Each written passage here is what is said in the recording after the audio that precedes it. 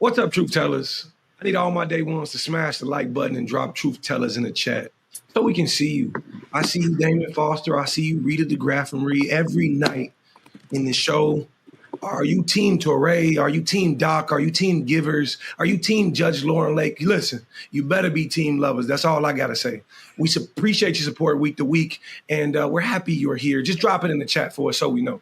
But tonight, we're talking about single Black fathers. It's a very rarely celebrated and barely understood topic on here in the world, just not here, but here in the world, often labeled as absent, assumed irresponsible, or simply erased from the story altogether. But what about Black fathers who stay, the ones who fight for custody, who wipe the tears, who cook the meals, who show up to the games, the ones like me, you know what I'm saying? Like me, like Torrey, what about us? And still get labeled deadbeat. Tonight on Truth Talks, we're breaking the silence and busting the myths around what it really means to be a Black father in America. So tap in, family, hit the subscribe button on Truth Talks Live and buckle up, because this is Truth Talks.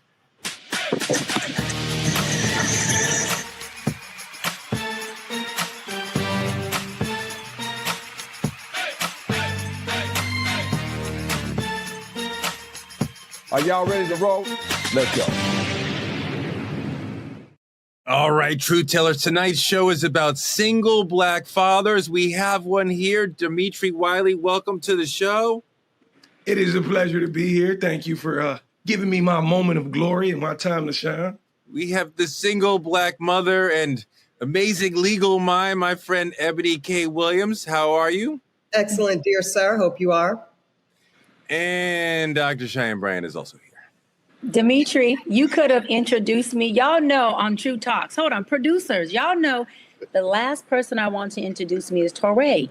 Y'all got to switch that up when he introduces me. I will say the sweater is fire. I definitely respect the outfit today. Thank you. For Thank sure. you. It's just as cool as your curls. You put product in today. Hair maniacs. Carol's daughter every day. Come on. I live with Carol's daughter. I can't Lisa's the one making me look good, making the 3C look good. So try to keep up, Cheyenne. We'll get you there one day. Let's move 3C, Eboni. 3C. It's another day in social media land where Dr. Cheyenne Bryant is catching heat, not just on this show, but in social media world. Wow. I wish that woman would be on our show. Jesus Christ, look at her. Let's take a look at what Joe Budden had to say about our good doc on Paul Pierce's show. We just don't know enough about this young. Doc, wait, what happened on Paul Pierce's show that they're talking about? What did he ask you? So, first of all, I mopped the floor with Paul Pierce as well in that show. I give information that I want to give to create the narrative that I want to create. And for folks like Joe Budden, and I'm not going to say Paul, because Paul knew what was going on because he was present with me on set on his show, Truth After Dark. And so point of what I'm saying is for Joe Budden and these folks who are journalists and are so good at what they do, they should understand that a person who is a good interviewee is going to control their narrative. And so what happened on the show was Paul and I, and Azar, his other beautiful co-host, we were having an interview, and I was, in his words, therapizing them. I had already kind of, gave them their coaching and their therapizing in his words. And then he said, Doc, I want to now ask you some questions. He asked me, are you dating? Are you single? That's all he asked. Then I said, yeah, I'm single, but I'm dating. And there's been a young guy who I have, I use the word spin the block with for the past 5 years, meaning I come in when I want to date him and deal with him. And when I don't, I don't. And I said, it's very transparent. And he understands that. He knows that. This is not no manipulative tactic of he thinks there's going to be something more. He wants marriage. He wants commitment. He knows I don't want that at this moment. And we have our own agreement. And this is what we do. It's our dynamic. So Paul says, so what you're saying is he's pretty much your work. And the dick must be good. Yes. He asked you that question, is the D good? He asked that question. And so what I did was, I purposely laughed and said, I'm not vitamin D deficient. because we were having a vitamin D deficient conversation prior to the interview. You see your face, Touré? So this is what's funny is that people always talk about information and narratives and clickbait and people going viral, okay?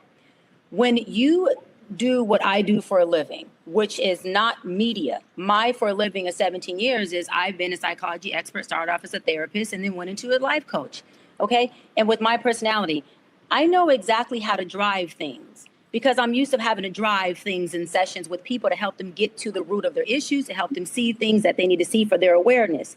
I also know how to drive my interviews because that particular clip went viral. Now, everybody's trying to figure out who is this young guy she's dating. Everyone is having a whole conversation around it. And it got Paul Pierce and them the highest views, the highest rating, on their show, on our clips. And guess what that does? For anyone who knows media, while these journalists are acting so freaking dumb at a job they think they're so good at, that is the whole point of having a podcast. Is you do interviews that would spike an audience's view and cause engagement. So I did exactly what I was supposed to do. Your answer was fantastic, and it was sharp, and it's witty, and you definitely controlled that moment and took back your power and refused to be embarrassed or ashamed. Yeah. Okay? Full stop. His question is completely inappropriate and obnoxious and ridiculous. And I think that you responded well is a separate question from the question should never have been asked.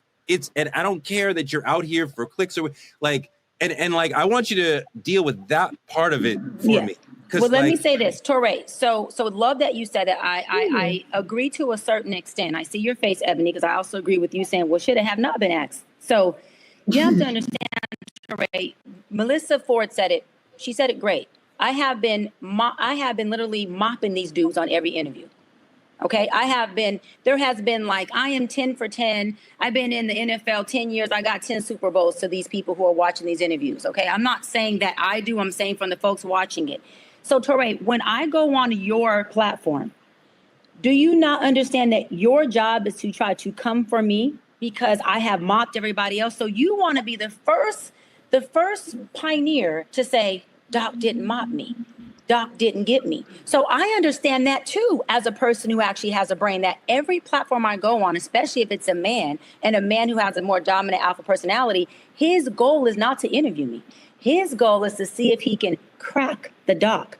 I understand that. So you think myself and my team are not setting up interviews with strong personality alpha men like Paul Pierce, Nick Cannon, Cam Newton, thinking that one, I can't handle it. Two, I'm not going to mop their ass as well. And three, that I'm not going to give pertinent information that I know is going to tee them up to do what I want it to do. Dimitri, very simple. I appreciate Dr. Bryant's ability to take these situations and make them work for her.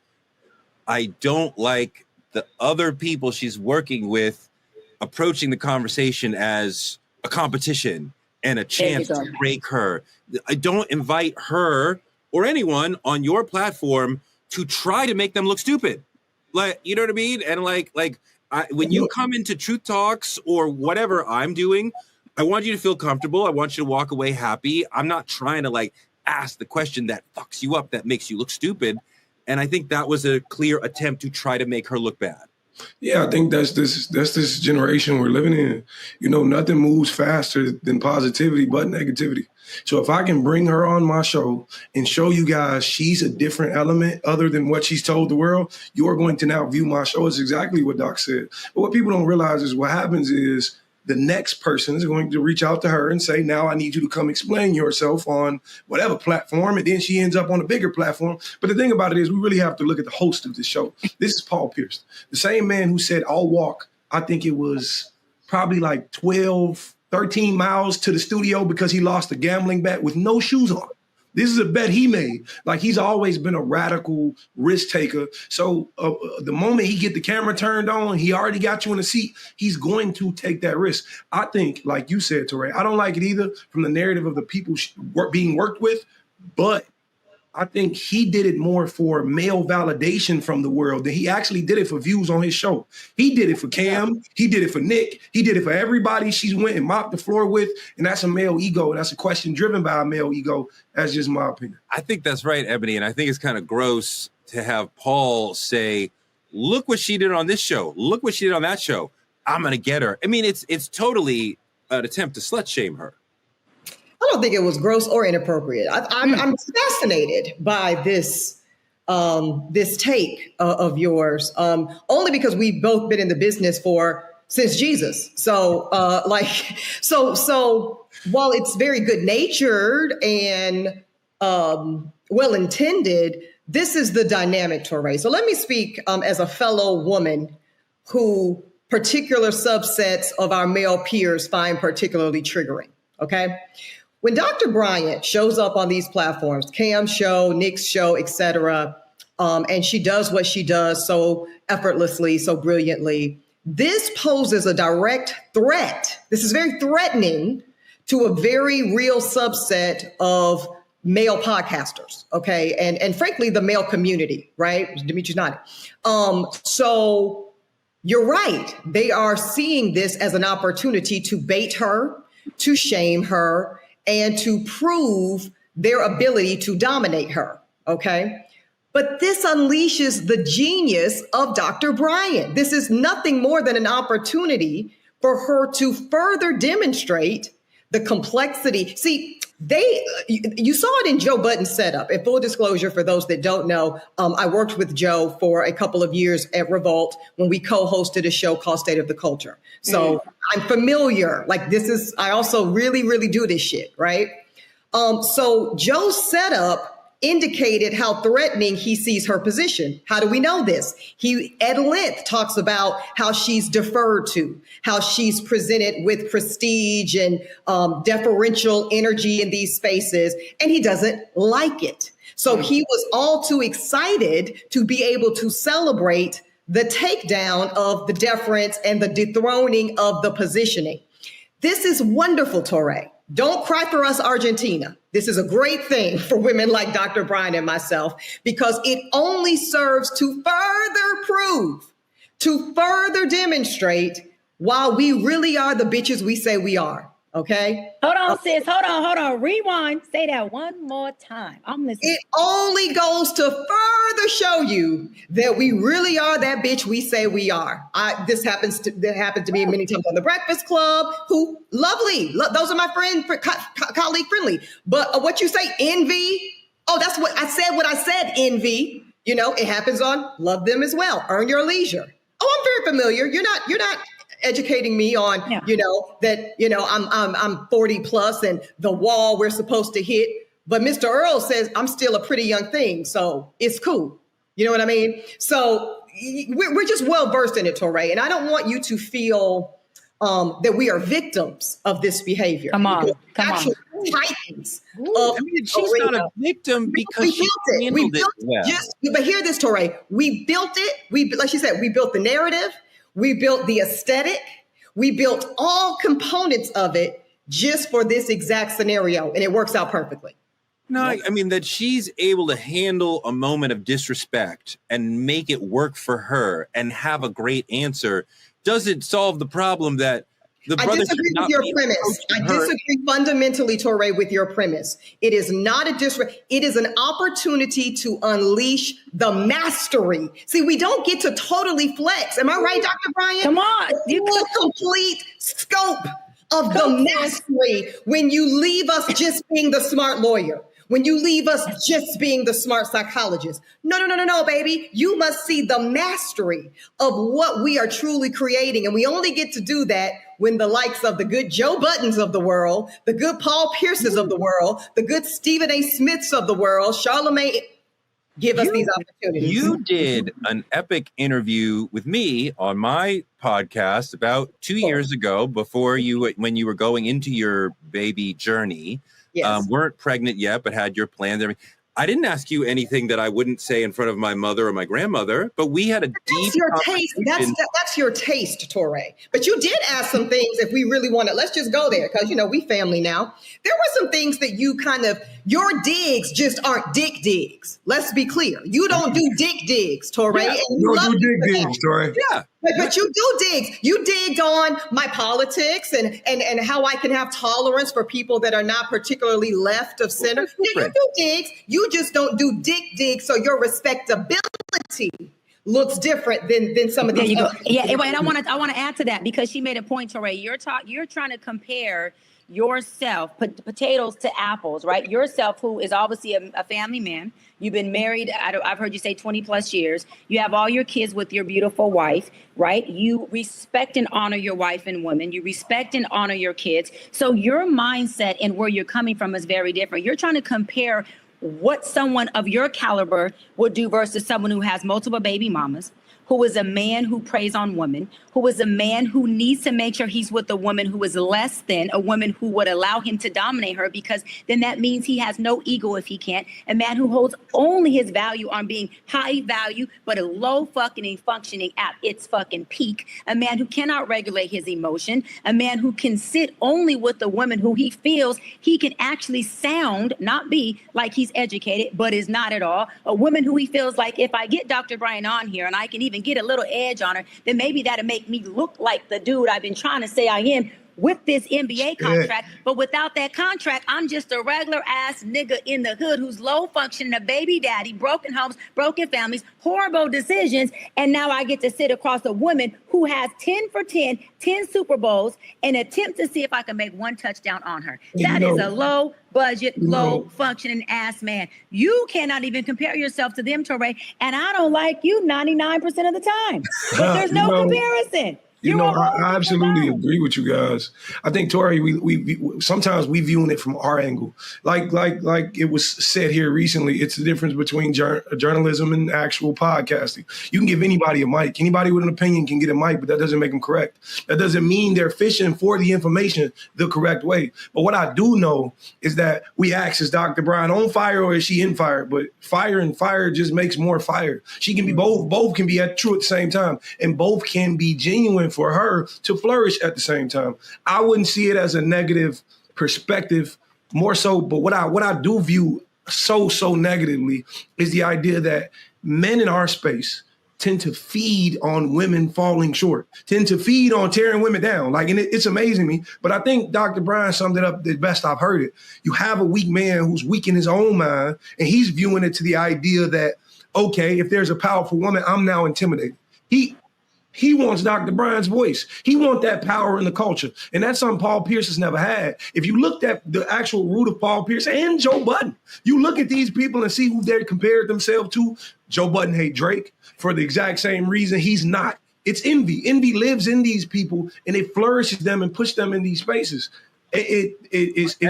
Last thing, do you think that it would be possible in the current world that we live in, misogyny and all that, for Doc to just answer the question, yes? Well, I was going to say, it was so funny to me because, well, of course the dick is good. The woman essentially said so, right? Subtextually, see, this actually goes to show the lack of intelligent cognitive ability of Paul Pierce. Because when she says the main thing he wants is marriage and commitment, I'm not available for that, yet I continue to deal with him on a by-choice basis, it's called deductible reasoning. Do we recall this skill in school? The dick must be good because that gives us the exact reason she's still dealing with him. Come on, somebody. She said it in an intelligent way that she could say in front of her mother. And he said it in a disgusting way that was meant to embarrass her. I appreciate it. But that was the point. That was the beauty. Yeah. He failed to embarrass her, right? Yes. Okay. This has been beautiful. All the Dr. Bryant fans will be thrilled to hear. Say what you said again. Repeat that end part. That was so good. Say it one more time. I don't remember what I said, but we're moving on. All the Dr. Bryant fans will be thrilled to hear that Truth Talks is going to do a special one-on-one with our favorite doc, so you can see why she's so coveted, the interview skills that she has, controlling the narrative. We're going to see all that right on this show. Moving on to politicking, let's welcome Dr. Frita, the Truth Talks medical expert, to talk about Trump's fat ass CANKLES. Glad to be here. And Dr. Frita, please talk about how spinning the block and having it your way on your terms is healthy on your mental health, and healthy on your mental health means physically your body will be right on track. Let's talk about that too. Absolutely. It decreases stress, which of course is good for your mental and your physical health. So spin away. Spin is cardio also. What do you think about his ankles in our politicking segment, Dr. Frita? His ankles are on my nerves. His ankles are fat, but they're not fat enough to cover up these Epstein files, these Medicaid cuts. It's a distraction, but it's a real condition. So we'll talk about it. We'll talk about it. Let Frita ring. Look, the right had all the smoke for Joe Biden's gait and his wobbly walk when he was the president. But the commander in chief has revealed that he's got swollen, fat ass, discolored ankles from a disease called chronic venous insufficiency. He's got all sorts of insufficiencies in that body. Somebody get this man some Epsom salt before them ankles get deported. Oh my God. That's disgusting. This is just freaking huge. Oh my God. Okay. Look, Dr. Frita, Trump clowned Biden for being too old to lead. And now he's out here announcing mystery conditions. He's obese. He is 79 years old. What is specifically going on with these disgusting, gigantic ankles? Okay, so he does have chronic venous insufficiency. Nice long word. I've had a lot of my subscribers ask me, oh, is it serious? Is it going to take him out? The answer is no. It's no. It's not life-threatening. It is a condition. But with this administration, I'm always looking at what is being covered because there has been a lack of transparency. So chronic venous insufficiency just means that in your veins, you have certain valves that help to keep the blood pumping towards your heart. And if those valves stop working well, then blood can pool in your legs and your ankles. You can get some bruising, some discoloration, some swelling, which is what he has. 1 in 20 people will have it. It's pretty common, not life-threatening. There are treatments. And one of the biggest risk factors for getting chronic venous insufficiency is getting old, okay? He's over 70, pushing 80, and so that's the risk factor. I'm more curious about the other pieces of his medical condition that aren't being talked about as much. So the bruising. The White House has stated that he has bruising because of all the handshaking. We know Melania didn't do it because she doesn't even hold the man's hand. But why does he have bruising? Well, that takes me back to the number one cause of chronic venous insufficiency, which is actually blood clots, right? Now, blood clots are more serious. Blood clots can go to the heart, to the lungs, and they can actually take you out, okay? They can make you be unalive. But no one has mentioned him having blood clots, but we do know by this administration, it would be possible for him to have something more serious, but then show us the thing that still makes him look pretty strong, pretty young. But bottom line, chronic insufficiency, very treatable, pretty common. It won't take him out, but there's something else I believe going on that's not being really disclosed. Not to mention, this is a big, hey, look over there for a condition that's really not that serious. You think there's something else, that this is a distraction from what the real medical problem is? I absolutely do. And of course, I don't know this for sure, but just based on numbers, again, blood clots are the number one cause of chronic venous insufficiency. If you have blood clots, then you'll need to take blood thinners, right? Mm-hmm. Things like warfarin, Coumadin. If you're taking blood thinners, now that would make your hands really susceptible to being bruised, even with light touch. So again, they're all coming out. The press secretary, he's got chronic venous insufficiency, and she's saying it like it's just some big life-threatening deal, when honestly, it's a common condition that happens to older people, and it's just something in the headlines to keep us distracted from the things I believe that really count. But Dr. Frita, is he at increased risk for stroke or heart attack based on? Well, not just based on chronic venous insufficiency alone, but based on his age. We know that heart disease is the number one killer in the United States. And we know that him having his weight, being obese, living with obesity, puts him at risk for heart disease, for strokes, for many other things. And we've seen in the past when he's had a major condition, i.e. COVID, how he got out of that hospital. He had low oxygen, could barely walk, could barely breathe, but he stood up and showed all of this strength. And he talked about Joe Biden from needing a shot in his behind. Yes, he's at the hugest risk for those things, heart attacks and strokes. And he has admitted to having high cholesterol, which is a huge risk factor for clogging the arteries. So I believe he shared an honest, pretty benign, pretty non-exciting condition with the long fancy name, just to cover up some things that are really going on, not only in politics, but possibly with his health. What's the chance that he just drops dead in the next couple of years? Is low. It's low. It's low based on chronic venous insufficiency. Plus, my grandma said it's the evil people who live the longest. So I'm sorry, Teray. He's gonna be alive a long time. Eboni, you think about like his policies are blocking working class elders from getting therapy for the same condition. So you're like, is he actually fit to lead the nation when he lacks the empathy to care for people who have the same problem that he has? Well, we know he's unfit in every way. So that's not a serious question, right? Of course, he's horrific. And, you know, I heard the same old tale as well, Dr. Frita. You know, it's the nasty, mean ass, trifling MFers that just can't get away from him. So yeah, that's why you're gonna live forever, Cheyenne. What you want to say? Oh, look, Torre. Got him, girl. Got him, girl. Hopefully, yeah, I'm with you. Got him, girl. Hopefully, at that age, things will still be spinning the block and working, because you know what? To Ebony's point, the good D will have you living a long, good life. So I think I'm in good company. I think I'm in damn good. Shut up, Dimitri. Shut up, Dimitri. That's the thing. That's the thing. And that's how you double down on the D. And that's how you double down on the D, by the way. There you go. There you go. Yes. Especially for never mind. Especially for the men who think damn, I'm on the floor tonight, Dimitri. Hey, what do you got? I'm saying the men who think they're throwing the D, and obviously the only thing that they have to offer is that money that's paying for the P. And if they didn't have that money, they wouldn't have none of the P. I hope y'all get my little semantics. No, I don't know. Well, you don't, Torre, because you're a married man. Go ahead, Dimitri. You got one bed.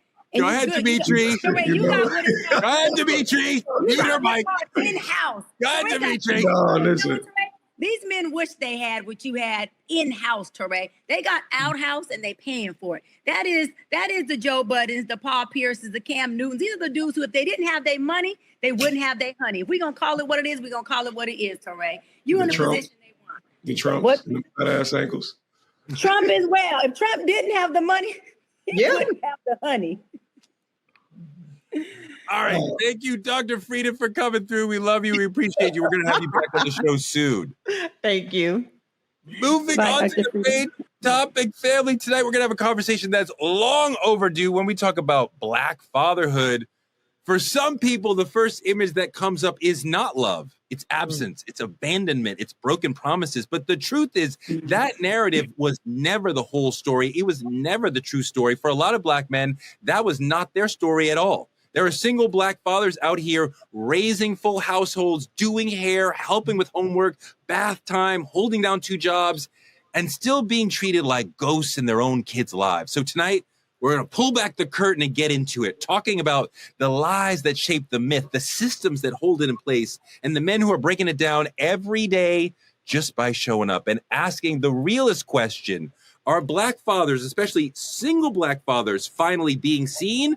Or are they still being punished for a story that was never theirs to begin with? Let's take a look at the stereotypical deadbeat dad video. Ms. Lovett, you are in court today to prove Mr. Hilton is the biological father of your 2-month-old daughter, Winter. You claim that Mr. Hilton has denied your daughter since birth and has also abandoned your other 4 children. You say the stress of this entire situation has been devastating. Is that correct? Yes, Your Honor. Mr. Hilton, you claim you are certain Miss Lovett's daughter is not your child because Miss Lovett was in a sexual relationship with another man weeks before you learned of her pregnancy. Is this correct? Yes, Your Honor. So, Ms. Lovett, you claim Mr. Hilton's denial is hurting your family. Explain. He's a deadbeat dad. He doesn't take care of the kids at all. He does nothing. I've lost everything. I lost my house, my car. I'm financially, I'm just destroyed because he just want to handle his responsibilities. Mr. Hilton, those are strong allegations. I'm not finna take a baby that's not mine. I love my kids, Your Honor. I got 4 other kids, but, Your Honor, I'm not finna do that. That's impossible. It's really sad to hear about the situations. I don't know who's right, who's telling the truth, or who's on point, but it's just really sad, that whole situation. Dimitri, according to CDC studies, Black fathers are statistically more involved in their children's daily lives than white fathers and Latino fathers. We are not necessarily living in the house, but we are present in the daily activities that our children are part of. We are full active fathers for the most part. Take a look at this video about that. Out of all men that have children, Black men find the most happiness in fatherhood. Come on, man. Talk about it. For one. And the second thing that they found out is that Black men that have children actually experience a higher level of happiness than Black men without children. That's the part that I found really, really interesting, because there's no research on parenting, especially with Black people, right? Absolutely. And it's even less with Black men. So Facts. It's one of those things where it's like, yo, like, this is not a fatherhood pod, but we damn sure come on here and we will knock against any stereotype about Black fathers, because we know it's not true. Demetri, what do you think about what he said about children making your life better as a father? I wholeheartedly agree, like entirely. Like, I got a 5-year-old son. His name's Logan. My son has been everything to me. Actually, very transparent, which I've always been via social media. Last night, this is right hand of God. Last night, in my dream, I don't know if you guys ever experienced something like this, but I was pouring down. Right, I was leaking in a dream, and reason being because my son asked me a question, and I remember it so vividly about getting older. Why can't I do this? I'm in first grade now. And my mind went of how he's been there for me since being a baby, and how I cherish just him being a child so much that growing older makes me sad. And to the degree that he's been everything for me. He's been a sole source of happiness. And I think there's this rhetoric that Black fathers get. Like you said, what's the statistic is? We get attached this negative connotation because it's all people choose to talk about when we're actually very present and very happy. Now, I'll admit, me and my child's mother has always been on a 50-50 custody schedule, one that I created, one that I enforced. I remember originally fighting to go to court saying, because she moved on with a new man and I was okay with it. But I originally remember mentioning to her that I'd like to go to court about it to make sure there's nothing that can take me away from my son. I was the first to change a diaper. I was the first to wash him up. I was the first. We get this narrative that we don't want to be parents, when I think that's absolutely false. And my son is my sole source of my happiness. So I love it. Having children definitely fills you up. You know, you feel responsible. You feel like, you know, just you're doing the right thing in the world. And, you know, it never goes, you know, the thing you're talking about, my child is going away to college in a month. And I have moments when I'm like, they're not ready. And I'm like kind of freaking out, like we're going to leave them in this place and they don't change their clothes on a day-to-day basis. They don't, you know, brush their teeth on a day-to-day basis. They only shower when we kind of twist their arm to do. And I'm going to leave you in a place, and they're going to college in Rochester, is 5-hour drive away. I'm going to leave you. You don't like what happens with, you know, and then there are days when you're like, they are ready. And I'm so excited, you know? And so you go back. So I don't actually cry because I am socialized as a man in America to not do that. But I feel the sadness of if I could cry because like, oh my God, like this. But then, you know, the kid is taller than me. So it's like, you know, it's time for you to go. Torre, we need a session with just you and I to unpack why you feel like you cannot express emotion through tears. Because you've said that multiple times on this show. You book a session with me this week because we got to unpack that, brother. That's going to take more than 2 talks. We need a session, baby. We need a session. No, I know. It's like something I know, and I couldn't even. I want to talk about, but I could think about why. I don't know. I don't even know. Sorry, I have a question for you. When you hear Demetri say how. And I want to applaud you, Demetri, because you are doing something that you're doing a lot. But one thing that I really like, this is the lawyer in me now talking. I like the proactive effort and intentionality on securing a joint custody order on the front end. Because oftentimes by the time a custody order is put in place, for the sake of both co-parents having access to the child, it is on the back end of something very contentious. Something very horrible has happened to lead that to that outcome. And I believe, and I know a lot of people don't like courts involved at all in parenting, but sometimes they can be essential tools to ensure access to the child is unfettered, despite the up and down feelings of either the mother or the father, right? I think we see this right now playing out in real time with Halle Bailey and her child's father. What is it, DDG or something? So my question, though, is to you, Torre, generationally, right? Because you and I and Dr. Bryant are of a different generation than Dimitri. Do you think this younger generation of Black men are doing a better job, essentially, not necessarily of being better fathers, but of maybe being less afraid, less ashamed, of availing themselves to these types of tools to make sure that they get access to their children, whether they on the good with the baby mama, the outs with the baby mama, she's moved on or he's moved on or what have you?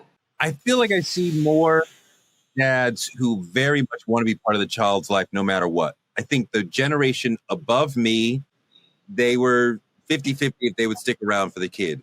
Mm-hmm. My generation and below, it's like, I got to be there for my kid. I love my kids, even if I'm not in the same house. I think Dimitri's story is more typical of his generation of fathers that, like, whatever it takes, I'm going to do that. But Dimitri, like last night in the chat, one of our super fans, Real Estate ABC, said men want to feel wanted as fathers versus feeling needed. I wonder how you feel about that. I definitely feel needed, don't really care about the wanted. It's like whatever I can do to take care of you, that's what I'm here to do. What do you feel about that? Yeah, I don't feel I have a need to be wanted. It's not about being wanted. For me, my child, sometimes I actively hear him saying, "Oh, Daddy, I don't want to leave." He's such a dad's boy. Like, he's always been that way. It's just who he is by nature. And he be saying, "I don't want to leave." My encouraging words are, you only get one mother. You got to value this. You got to spend time with this. And my thing about it is, it's not necessarily that I want to feel wanted. I'm not fighting for that. The need I have is already predetermined. It's already pre-written. You're just like you say, your kid's going away to college. That is what your need supplies. Your need pushes them to a direction you didn't get to. My son's not a junior because I didn't feel like my name was strong enough to give him when he was born. So I gave him one of his own. So now I'm looking at this kid who's in the most developmental stages of his life. He's looking at me saying, "Dad, I need you." My son randomly comes to me and say, "Dad, I love you." I very much so disagree with the narrative that it's about feeling wanted. But if I can touch on this, there is a lot of men who don't want to be a father unless they're with the mothers, which is out of want. I want her to want me to be a dad. And that's not how this works either. And I just want to speak on the disadvantages of what this whole 50-50 thing does. There's a lot of moments you miss. And I think if for people who know me, for the love of drop it in the chat, you know you've been here. I've never in my life dreamt of being a dad who's single. Never in my life did I want this. I think I fought very hard to go the strong opposite the other way. But, you know, character matters when it comes to people. And just like to Mrs. Ebony's point, I was under the Prevention Act because feelings fluctuate. You know what I'm saying? How you feel now and where you want to be now may not always be where you want to be. So I encourage all men to take the preventative maintenance route in terms of making sure there's nothing anybody can do to come in between you and the connection you got with your child. And I want to ask Dimitri really quick, what do you think the disadvantages are of not living in the house with your child, like having that separate home parental dynamic? Just things I've seen. Well, it makes it harder to parent. It makes it harder to be the enforcer or be the person who says you're going to follow these rules. Because the moment he leaves my house, he goes out and do. I got a call from his mother the other day. He's starting to talk back. And I'm like, I haven't seen that side of this kid. He doesn't do that over here. There's something you guys are missing in terms of, you know, and I don't want to call it fear, but in terms of repercussion, just for being out of a child's play. You can't be an adult. You're not an adult. Don't speak like an adult. But the thing about it is the others, you can't always maintenance or supervise who's around the kid. So you don't have a great influence on you don't have a great guard of his influences. He Of may his be environment. somebody you would not approve him being around, and there's nothing you can do. But that's something very early on I had to toss my hands up to. I'm not one of those men who say, don't have this person around you have to trust the person you're co-parenting with. Because if not, now y'all fighting for a whole different reason. But you miss major moments. Like, I've been fortunate enough to where, like, my son's first tooth fell out over here. I've been fortunate enough, so I was the one that get to play the tooth fairy, but I don't have him every Christmas. How much are we paying for teeth these days, Dimitri? Because I'm about to have to be in that game myself. And I heard these teeth were going for $20 a pop. What the hell is going on? Tooth fairy might have slipped out. 50. You're gonna find out all that soon enough. I'm about to find out right damn now, Torre, on Truth Talks. How much, Dimitri? The tooth fairy might have slid like a 50 under his pillow. I have a really well-behaved kid, really well. A part of what you're talking about is that parenting is kind of like the fire department in that you don't always know when it's going to happen. You might be just sitting there, everything is calm, and then suddenly there's a moment of need, a tooth has fallen out, I stab my knee, or a moment of joy. Oh my God, suddenly we had this great moment brushing our teeth together or rubbing you down after taking a shower or whatever it is. Moments that aren't planned, the PTA meeting and the game out, the soccer game, that's great. But there's these little moments. His tooth fell out and we celebrated that. We didn't know that was going to happen. So those little moments, and so if you don't live in the house, this is why the Nick Cannon situation makes me sad, because the children are in 6 different homes. Yeah. There's so many impromptu moments that you are missing. And I don't know how you get back to that, but Dimitri, I'm stuck on $50. Is it $50 just for the first tooth or every tooth thereafter? You know why I gave him $50? I looked at my son the night his tooth fell out. He was so excited. First off, we did the string on the door trick because it was already right. Yeah. We did the old school. Yeah. But I looked at my son and I said, baby, what if the tooth fairy doesn't have any money to give you? I said, what if they only bring you $1? He was like, that's completely fine. I'm grateful for whatever I get. I say, I got a 50 in my pocket. 50 going under the pillow. Counsel, you'll find the economy that your child exists in is determined by you. You are the Milton Friedman of your child's world. So if your house teeth are $5, that's your world. His house, they're $50. You don't have to, do the edit, the allowance. Mama got 5 on it. Yeah, Mama got 5. Dimitri, wait, and I want to feel, Dimitri, to be loving. Hold on, how does it feel, Dimitri, to love your child deeply, and yet there's these layers of legalization that in between before you go there, Torre, because I don't want to get off topic. Before you go there, I just want to touch on what Dimitri said about missing those moments, because that is what triggers me so much about the broken homes, is the moments that are missed. And then on top of that, if those 2 parents go on to have more kids, all of those kids start to feel like, wait a minute, is daddy or mommy getting more moments with the other siblings? Is daddy or mommy missing out on what I have because they're actually attending my sister's graduation? Is daddy or mommy, paying more attention or investing more in their birthdays or in their times? And don't let it be a child who actually does live in the home with your new wife, right? Or her new husband. Then daddy or mommy's waking up every morning with that child, and that child is getting something that you only get one time if you get it, which is that every morning, the walks to the schools, the daddy picks me up from school every single day, and I get to go home to him. I get to see mom or dad cook. I get to see mom and dad engage and interact and show a representation of their love that gives me the value and representation of the love they have for me. So there's so many moving parts that parents unfortunately don't get when there's a broken house, because that child doesn't get to see the normalcy of 2 parents, and they always feel the deficit of, well, is daddy over there because he wants to? Is mommy over there because she wants to? Why is it that daddy or mommy can't be here with me? Because kids don't have the insight when they're 1 through 5 and sometimes 1 through 10 to rationalize, why isn't that parent in the home? They start to take on a little bit of shame that says, was I not good enough for them to stay together? Was I not good enough for mommy or daddy to be present? And so that's something I deal with a lot, really quick, Dimitri, in session with my young kids that I'm in session with, that say, hey, well, I have shame because there was nothing I did or could have done to save the marriage, to save the relationship. And to look at the other side of the coin, just me, there's an extreme amount of guilt that comes along with finding my wife one day, having more children, and Logan not being present in every waking moment. That bothers me. That's because it. I never want my son to feel like, you're only in this other household because dad didn't want you here. That's not Come the on, truth. Dimitri.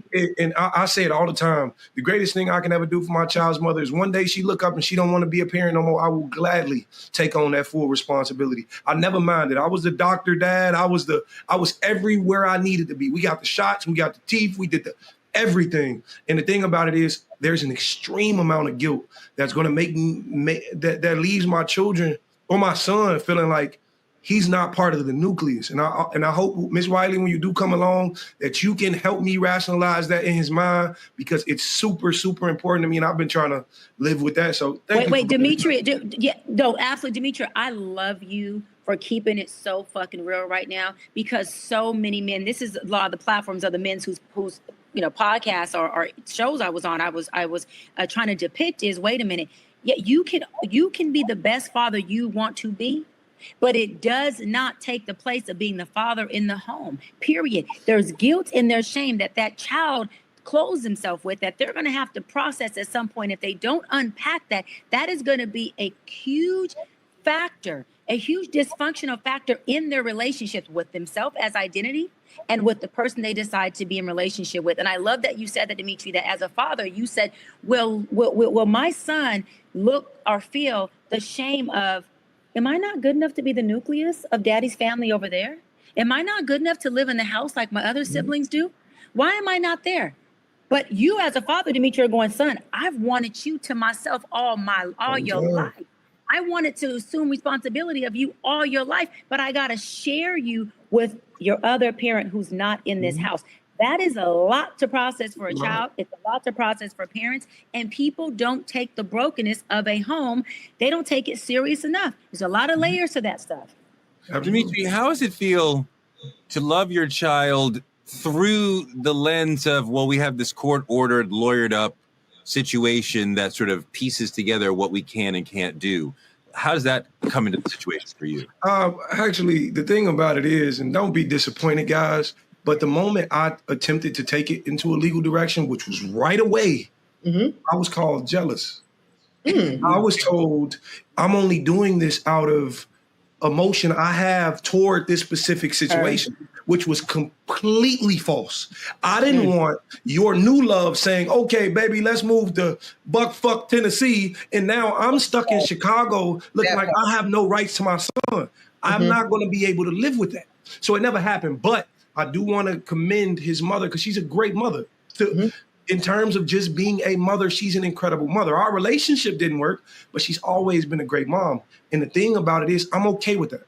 If we don't have to get technical or legal or whatever the case is, or I don't have to love through the legal lens as Torre have depicted it, I'm okay with that. As long as we can sit down at the table and say, this is what needs to happen. I have my receipts. I have my school. I have everything needed to when we go to court. The trips we've been on, the passports we've gotten, every single thing. And I advocate for every single parent. Do so. Keep up with what you're doing. Hold on one second, Tori. I just want to speak to the custody piece. Because I think it's very important that what Dimitri is saying right now, that I hear him saying, is that oftentimes we as a society, and certainly we as a Black community, I think we kind of boogeyman custody agreements and child support, right? In the same way that often we boogeyman what other legal document? Prenuptial agreements. And I think, and I'm not saying this to say that everybody should go this route, but I think that if we destigmatize what Dimitri has done and not make it because he's jealous or because he's controlling or because he's trying to do this and hurt her, what if it's just a brother that says, let's mitigate the risk? Let's take it off the table that there will be any conflict as it relates to our joint and mutual continued access to our beloved child that we share together. And here's the shocker, y'all. It doesn't always have to be adversarial. Sometimes it could be your lawyer. The best case scenarios, and I used to always try to start from this place, there are things called consent decrees of custody, where Dimitri and the child's mother can sit in agreement without adversarial lawyers and just say, hey, we can go through the court-appointed magistrate or mediator, and we can agree Monday, Wednesday, Sunday, Tuesday, Thursday, this, and this, and this. Both sign. Judge says, clerk stamped, and now we have a consent decree. So these things cannot always look so horrid, always be so sad, and they really can be very protective and helpful documents. Doc, what role do women, sisters, play in the baby mama drama that happens a lot of times when there's multiple parents in multiple households dealing with one child? You mean what role do they play in choosing that circumstance, or what role do they play in it being effective and healthy? I mean, I'm not sure that baby mama drama, whatever that means in different households, is healthy and effective and efficacious for the people in the situation. Yeah. Well, let me say this. If the baby mama is causing the drama by holding the child and puppeting them, right, as bait to say, hey, if you don't do this, then you don't get to see your child. That is a mother who is doing a complete disservice to her child. That is a mom who does not have her child's best interest at heart, because at the nucleus of this co-parenting relationship, it should be a conversation around what's best for this child. And let me put my feelings to the side and not let my feelings cause problems. That's where you say, listen, I have to surrender to the reality that I am a single mama, that I am co-parenting. And if I don't have the proper tools, let me get it by seeking wise counsel. Let me get it by going to therapy, getting a coach, or talking to a couple who I see co-parents in a healthy way. And how are they blending this? And I think this is what's really important. A lot of people want to break up and have kids and co-parent, and they don't want to accept that we are still a family. I don't care how far y'all go into marrying somebody else, how far you want to go into other countries. You have a child together. You are still a family at the end of the day. You should also be concerned with the well-being of that mother, and that mother should be concerned about the well-being of that father. These two people have to remember that this child is becoming a product of their environment. That child is in learned behavior of watching the mama in her well-being and watching the father in his well-being. Your main focus should be, how can I be a contributor to the peace and the well-being of my co-parent partner as much as I can, because my partner has to parent my child. So if there's anything I can do, Touré, if it was you I was co-parenting with, I'd be asking you if there's anything I can do. I would never. But if so, I would say, if there's anything I can do to help you be a better father, please tag me in, because it's not about me caring about you. I care about my child who's going to be in your presence. And I want to make sure you are healthy, that environment is healthy. And this is also, this may be off topic, but I'm going to say why I don't date men with kids, because I would support him supporting the mother. And I don't want to be with a man who's supporting another woman outside of me. But let me say it again. I would support that man supporting her, because she is raising your child. If she needs help with bills, if she needs a car so they're not having transportation issues, baby, you got to help her out. And I am not going to be the woman who is sharing you, which I call polyamorous, because you got a family over there. Now you're building a family over here. I'm not into polyamorous. So I'm going to have to say no go. But you should make sure that you are taking care of the well-being of the person you're parenting with, because it affects the child. Touré, can I ask you, what is the biggest struggle you've seen or experienced, like as a Black father, whether it was emotionally, financially, court systems? I don't know the entire situation, but what about you? When your child comes to you and says that they're trans, that's a big deal. And you're like, how do I deal with this? How do I understand this? How do I support you? Mm-hmm. How do I put aside whatever personal feelings I have and say, what do you need and how do you see the world and how do I get behind you and support you, even though I don't fully understand? That was really hard, and it's an ongoing hard thing to deal with. And yet, you go into the world and you protect your kid. I mean, when they had an incoming student forum at the college, it's like 500 incoming families talking to the school, and I'm like, is it safe in front of 500? Is it safe for trans kids? Is there a community of LGBTQ folks who will be here to stand with my child as they develop through college and this journey? And they were like, yes, okay, and I'm like, that becomes a central concern for me. So you're dealing with this major shift, a new name, a new perspective on the world, new sort of clothes that you want to wear, as you're also moving toward leaving the home. So what are you going to do in this journey after you've left and you don't see us every day? I don't know. You're going to come back for Christmas and look unrecognizable? I don't know. So all of this. Are you going to come back to Christmas, period? Right? Because there's a whole generation right now of parents of young adult and grown-ass adult children that are recognizing the consequences of their good and challenged choices while parenting that are now affecting what the adult relationship looks like. And I don't think there's enough time spent, period, but certainly within Black parenting households talking about this, that the vast majority of God is good and life is long, which we pray for, you'll be in relationship with your two children, Touré, much longer with them as adults than you will be in relationship to them as child adult. And how everything that in the right, that's remarkable, but so simple when we think about it. Same with you, same with me. Liberty and I will be adult relationship companions for far longer than I will just be raising her as the adult to her child. So everything I do from now to 18 and some change, that's going to dictate whether she even does come home for those holiday breaks. Absolutely. It's very complicated to be a single Black parent. We talked a lot yesterday about some of the demonization that single Black mothers get. What about single Black fathers, the whole symbol of it? Do we get more grace, less grace than single Black mothers get? Oh, we get no grace. You mean as terms of man being a single father himself? I just want to make sure I'm understanding. Okay, no, that's a different question. Sorry, I interpreted a different question. But before I answer that, I just want to say thank you to you, Touré, and congratulations to you because thank you for being a man who does not force the ideologies of himself onto his child. That's a very hard thing to do, and that's something our generation suffers from tremendously. Anytime you don't see your child pan out for what you want them to be, you end up disappointed, and then you want to be less of a dad. So kudos to you for that. But I actually believe that when people see good single fathers, I'm gonna say good single fathers, I'm saying bad ones. I think I've experienced an overinflation of goodness than I deserve.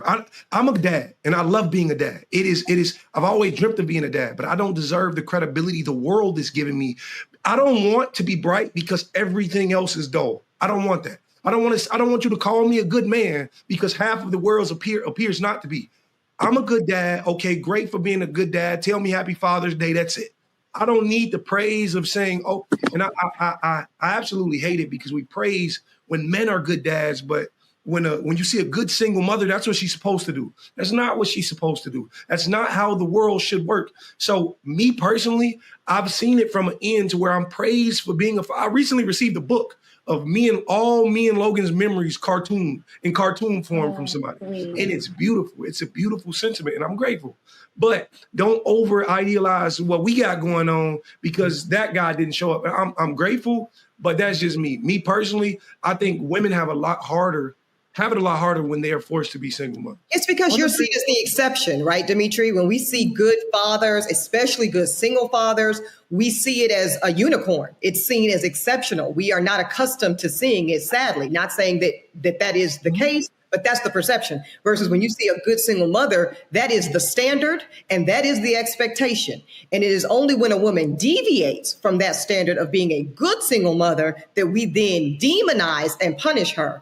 And it's a really good awareness point, Dimitri, for you to name the hypocrisy. So I appreciate it. When I see a single mother, my thought is mom never leaves. Mom is the planet on which you exist.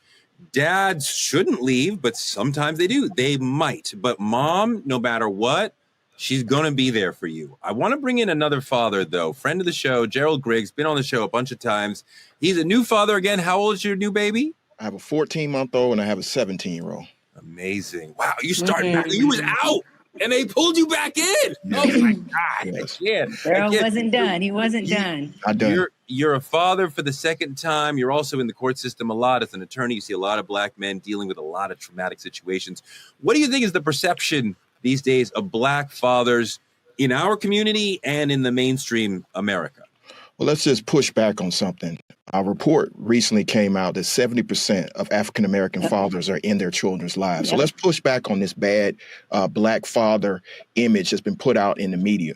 Let's also push back on the fact that, you know, a single Black father is the exception for being, you know, exceptional and not the rule. You know, as somebody who was both in a marriage and has been single and now is in a marriage, all raising children, we have to understand the child didn't ask to come into that situation. But once the marriage breaks up or the relationship breaks up, your only duty as a father is to that child. Yeah. To the child you brought into this world. And as a child of a parent that did divorce, my parents did divorce at 16, I saw both ends of it. And I saw a father who fought to be in my life and a mother who was open and accommodating to be in my life. But many of my friends who are fathers have to fight exceptionally hard. And that's one of the reasons why I don't handle domestic relations cases, because I do see the bias inherently built into the system to disproportionately take Black fathers out of the home.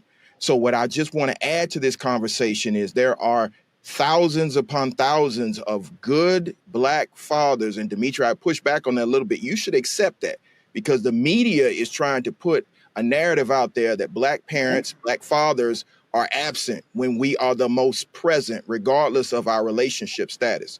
So I just think that we just have to be a little bit more nuanced in this conversation, because there are thousands upon thousands of Black fathers who are out there trying to be in their child's life, trying to be there, trying to, you know, co-parent. And co-parenting is a chore. It's a job. I love the fact that, you know, my ex-wife and I have grown to the point where we can co-parent. And now my current wife is great friends of my ex-wife, which is weird, but, you know, that happened. But, you know, you got to work at it. It's a job. And, you know, anybody that comes into that situation has to understand, I love my 17-year-old. That's my heart. But it was not easy to get to the point we are right now. Gerald, wait, the ex-wife and the new wife are good friends. Gerald, The ex-wife and the new wife are friends. Wait, hold on. The ex-wife and the new wife are friends. Hold on. That is what I'm talking about that polyamorous. Okay. That's That's not polyamory. I'm not polyamorous. Gerald knows I love polyamory. I love one woman. One woman. Yeah. It's not polyamory. Polyamory is intentional. Yes, it is. Look, Yes, Gerald, it is. when we talk about the reasons why some Black men are not showing up for their children, we talked about the 70% who do, but there's 30% who don't. That's lower than other races, but there's still a number of Black men who aren't. But we're talking about mass incarceration. We're talking about a world of difficult job prospects for a lot of Black men, high unemployment rates, mental health issues, being shut out of parenting decisions, the way that the court system, as you alluded, is biased toward women.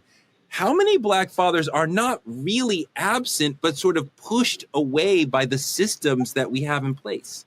I think a majority of them are, and this is coming from my own personal experience. I don't have a lot of deadbeat Black father friends. Like, I look for them. I'm looking for that guy who I just don't want to be a part of my child's life. And I don't see many of them. And the ones that I do see, I see a host of brothers coming around him and saying, hey, bro, regardless of how you feel about your ex or whatever happened, that child did not ask to be here. And you wouldn't want to be in a situation like that where you are, you know, removed from your parents' life because your parents can't get along, or there's some issue that happened way before you were born, or even as you were being born, or something else that has nothing to do with that. Don't put that on the child. The child deserves to have a healthy relationship with both of their parents, because it takes two parents, even for the single parents, and I've been there, it takes two parents to raise a child, and we have to get back to that particular ethos. Now, a lot of us are making decisions, and I respect the decision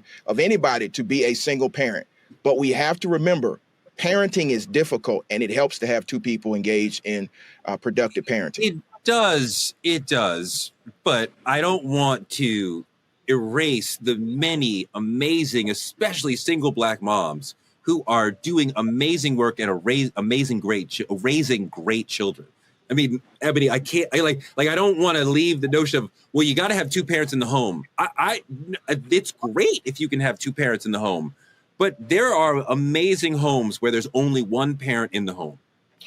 Well, I was going to say, I mean, I respect, Gerald's perspective and he's entitled to it, but obviously I disagree, which is why I chose voluntarily to bring a child knowingly, not circumstantial and something happened. No. I made every intention around this because I wholeheartedly believe in my competence and my God-given favored ability to adequately raise my daughter alone as one parent, and this is why it's a conversation. Doc, how do we get to women who make emotional space for men getting to a place where they really see the men emotionally rather than just being like, man up, pay up, shut up? I think holding space and understanding that a man being able to be in contact with his emotions is healthy. Vulnerability is also a strength. And I think learning to find a man being able to share his emotions with you as an act of him honoring you, as an act of him respecting you and saying that I trust you. And so you have become a refuge and home for me. I think women need to find that attractive and understand that that is also part of a man's love language, being able to, share his emotions with you and not have to just stop at the superficialness of we can be physical together, which is an external exchange, but we cannot be internally in a relationship. I think the internal space of emotional exchange is where the intimacy comes in at, and that in turn makes for a better relationship. Eboni, do you see the whole toxicness of the situation when you got to go to court and there's bias against men in the court system? And does some of that push good men out and make them want to walk away from the whole parenting situation because they feel like visitors in their kids' lives or they feel unwanted? Well, I'll go further. As somebody who briefly practiced family law, and I do agree with my co-counsel here, it is the most egregious practice, and I've defended murderers and sex offenders, and the family law was the worst. Some of them literally run out of money. Can we just talk shop here? It costs oftentimes to have a full-on custody battle and go toe-to-toe and have a hearing and a modification hearing and a modification hearing on top of that. And I have seen oftentimes either party, but we're talking about Black fathers today, simply run out of cash to continue the legal battle, the legal effort to have access. I just want to speak on something, and this is personal, so I'm going to be vulnerable, but it is something that there is a cohort of us adult children, and this has been women and men, where because of social media now, we get to see oftentimes a situation where our fathers who might have been absent in our experiences for one reason or another, but who have been father of the year, so to speak, active, present, and wonderful fathers to other children of theirs. And that is a real specific pain point, right? When you see a man, in our case is a Black man, who is a wonderful father, but wasn't that wonderful father to you? And for we're all acknowledging no fault of your own as the child, the innocent child who wasn't asked to be born and just innocently arrived. But I hope that's something that at some point the culture can really discuss, how painful it can be to see the cherry picking for, again, could be circumstances, could be the mom kept the kid away, could be the court system, could be that the father didn't even know he had that kid until later in the journey. But the watching, bearing witness to a wonderful Black father who wasn't able to provide and be that for you. Gerald, I think the struggling single Black mother is seen as strong. I certainly see her that way. But then folks are like, well, the struggling Black single father is a failure. Dimitri notwithstanding. What do you think about that whole perception? I think we just have to reframe the conversation because neither person is a failure. I mean, situations could put you in a situation where you're a single father, a single mother, or you could do it by choice. But it shows strength because, again, it's very difficult to raise a child by yourself. And so for anybody put in that situation, I don't think we should demonize them. I think it is a very strong sign of a very strong personality, very strong personal characteristics to take that on and to be successful. I'll give you an example. Again, at 16, My parents divorced, and my mother became a single parent, and she didn't miss a beat. She continued to raise me. She continued to have a productive relationship with my father. It was kind of strange. They were friends for 30 years. She was there at his deathbed, and they always professed their love for one another. They just couldn't live in the same house. And so I don't think we should demonize that. Everybody's situation is different, and I think everybody should be lifted up for trying to be the best parent they could possibly be. But let me be clear on this. There's no book on parenting.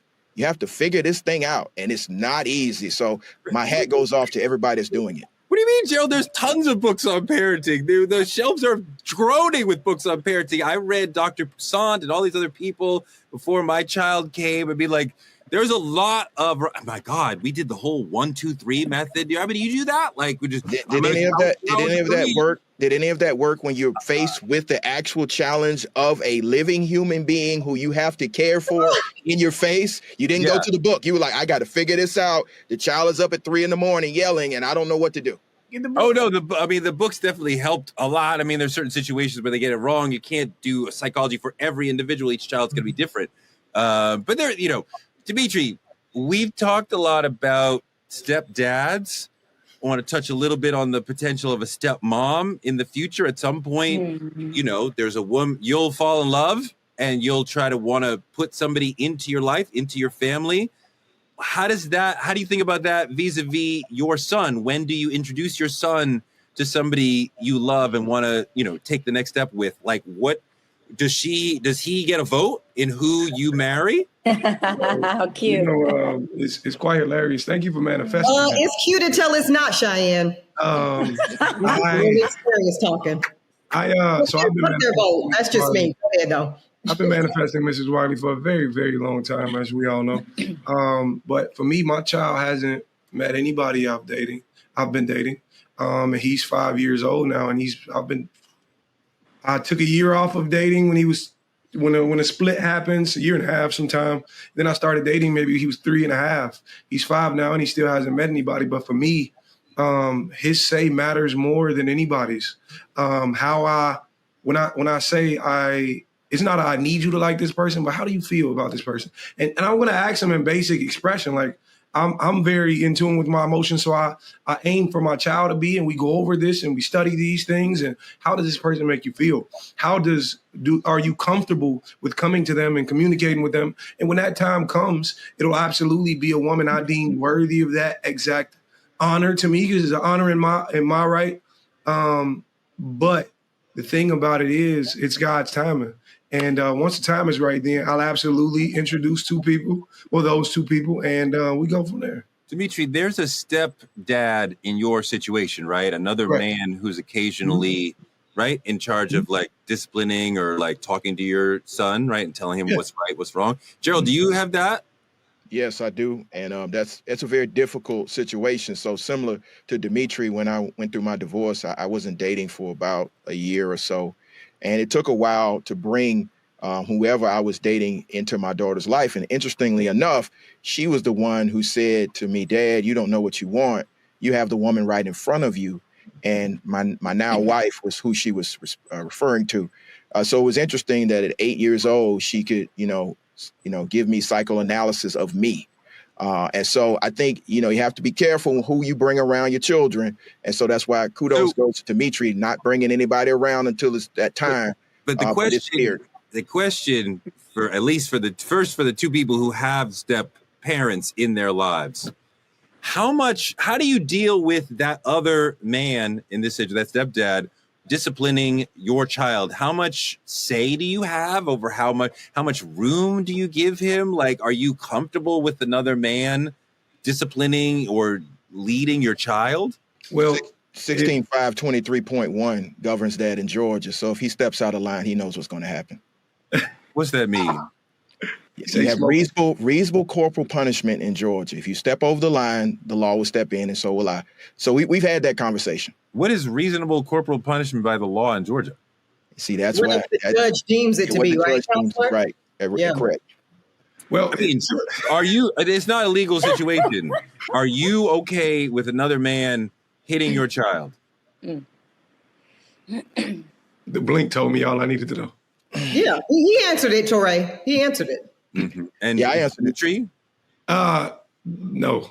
The thing about it is, I'm gonna wrap this really quickly and make it really quickly. My situation was a little weird because the moment the split happened, there was an introduction to my child. Like, you know, because the timelines kind of overlapped a little bit. You know what I'm saying? So I heard a little more, right? So the introduction there happened before I ever met the man. Before I knew, it wasn't another 2 years until they got engaged that I did meet the man. And my child was already living, and I was, unbeknownst to me, he was already staying with so for me, it was a very difficult situation. But what happened was that man never wanted to meet me. That man avoided me, but that man avoided me from things she's uttered out of her mouth to him.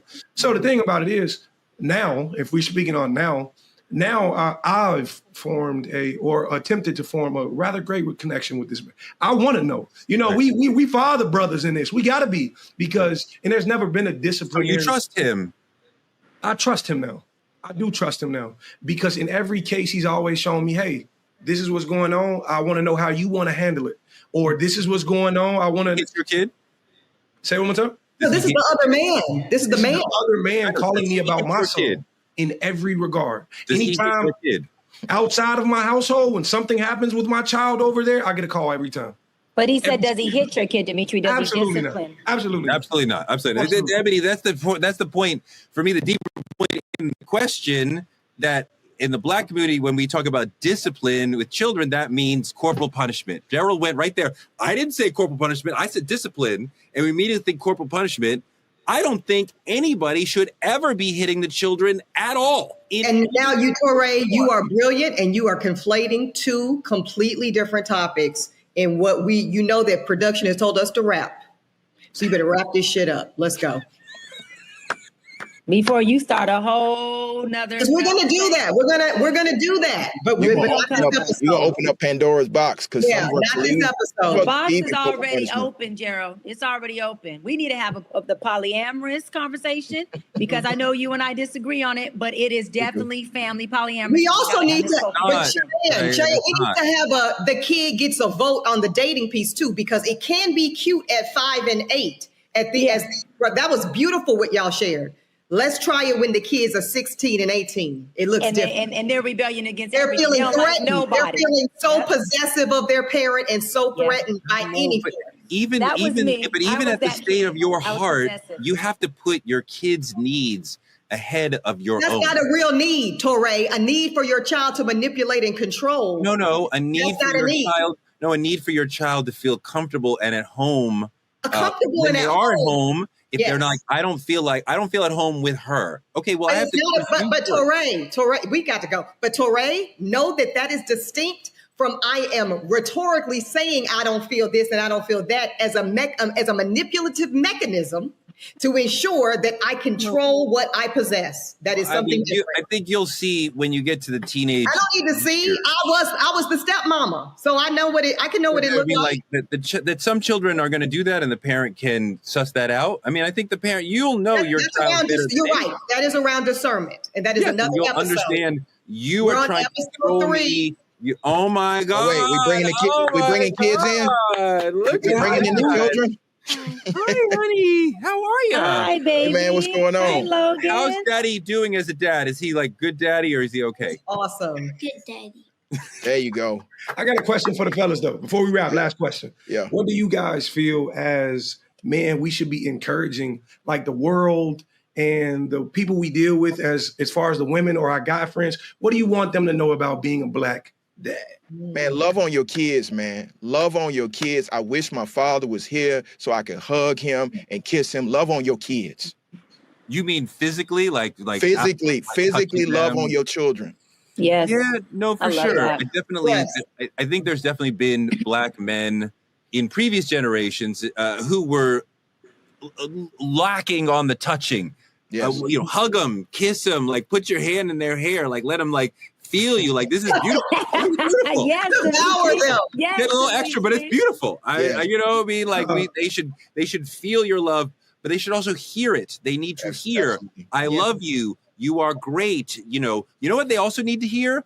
I'm sorry. They need to hear Facts. daddy say, I made a mistake, because they want to know that you are humble enough and fallible enough to recognize when you make mistakes. So the dad, like my dad, who would never apologize, and it confused me over the long term, like I'll be like, I'm sorry, I messed up. My kids will be like, you don't say it fast enough. Like as fast as I can muster it emotionally, I will say, I'm sorry, I made a mistake. And they need to hear that, and they value hearing that.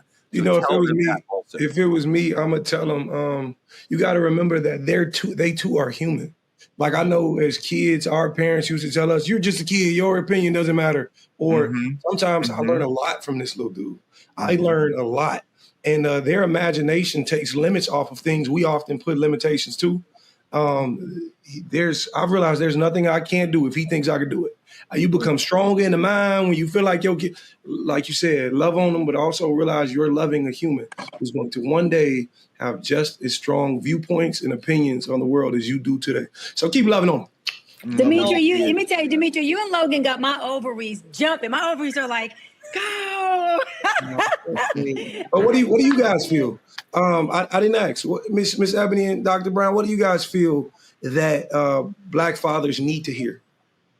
I think you need to hear more of, we see you. We do not believe narratives that tell us otherwise. You don't need to be perfect to be valued. And even if a Black single mother like myself doesn't have an active Black father in my home, know that it is honored and revered, the valuation of Black fathers in our Black community. And it can't be overstated. Hey, can you call the nanny and tell her to bring in your kid? No, I'm saving liberties on camera appearances for something that I can monetize, but thank you. That's right. I'm just fucking with Torre, Cheyenne, because that's what about you, Dr. Brown? I just think that I think that y'all need to be heard. I think heard without a rebuttal. I think that's it. I don't think there's much to it, but to be heard, no rebuttal. Let you guys' issues be your issues. Not bring in our issues, hold space for you. And then at the end say, okay, did you want me to listen? Or did you want me to help you and assist you in doing something? I think that's all y'all need. I think y'all don't need a whole lot of lip and conversation. I think y'all over that shit. You need to be heard and supported. And what we doing, baby? And where we going? I am so glad that Logan joined us on the show today. That was awesome. He can come back anytime. Maybe he'll come back and read the intro next week. That's it for tonight's Truth Talks. Listen, this wasn't just one conversation. It was a confrontation. We set out to demystify Black fatherhood, but what we really uncovered was how deep some of the wounds go and how little space we give Black men to be both strong and soft, present and flawed. So here's the truth.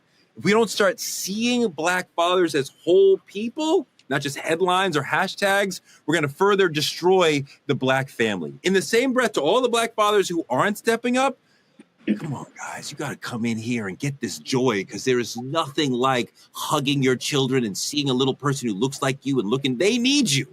So show up for them. Do better. Be present. Children are a blessing. No matter how they got here, they need us in their lives, and we got to show up for them every day. This is more than parenting. This is a cultural issue. Let's get back to raising our sons and being an amazing example for our daughters. This has been Truth Talks, the stories they don't want you to hear. We're going in every night just like this. Like, subscribe, and keep supporting us by telling a friend to tell a friend. Check us out every night, 8 p.m. EST and 8 p.m. PST. Truth Talks will be back tomorrow night.